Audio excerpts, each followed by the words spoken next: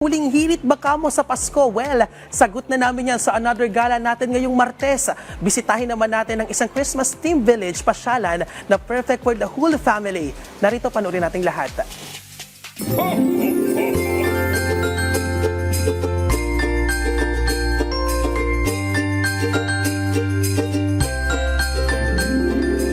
Pagtapos ng Pasko, nagsisimula na ang countdown sa pagsalubong ng bagong taon. Ika nga nila, New Year, New You.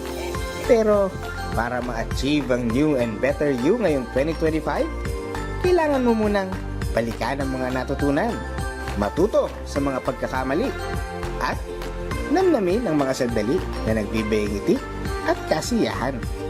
Kaya kung wala ka pang naiisip na puntahan to cherish the moment, may naispatan kaming libreng pasyalan, kaya tara na at puntahan ang ating huling hirit sa Kapaskuhan.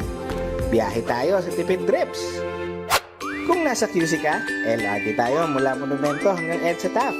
18 pesos lang yan. Mula sa Taft, jeep naman tayo papunta sa Pasay sa halagang 13 pesos. Pagbaba sa Pasay, libre na ang sakay basta't punta ka lang sa pila ng purple bus na yan at dumiretso sa upper ground floor ng Coral Wing ng hotel.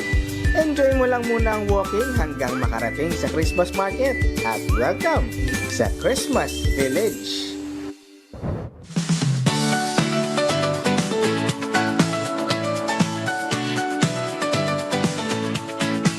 Pagpasok mo pa lang, bubungad na ang saya sa dami ng pwedeng gawin at makita na siguradong ma-enjoy ng kids dahil sa magagandang Christmas lights display sa bawat sulok ng Christmas Village, tipid na Christmas shopping, at kainan na sobrang daming pagpipilian. Siyempre, may activities din na pwedeng subukan. Pwede kang mag-let it go sa Crystal Palace, tamang tambay sa Igloo Village at Crystal Garden, Enchanting Falls, at walang problema kung naughty or nice man dahil may meet and greet with Santa sa Winter Wishes.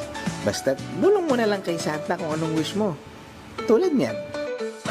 Pero kung akala mo na yan lang ang pwedeng puntahan, nagkakamali ka dahil pagdating ng gabi, buhay na ang Pasko at Bagong Taon sa Manila.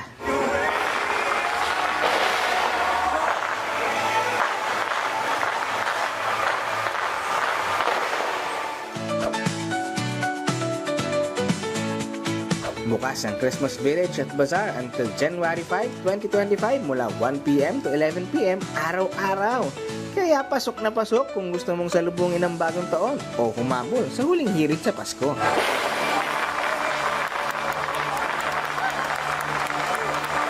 Ano, G ka ba dito? Sama ko ulit sa susunod na Tipid Trips.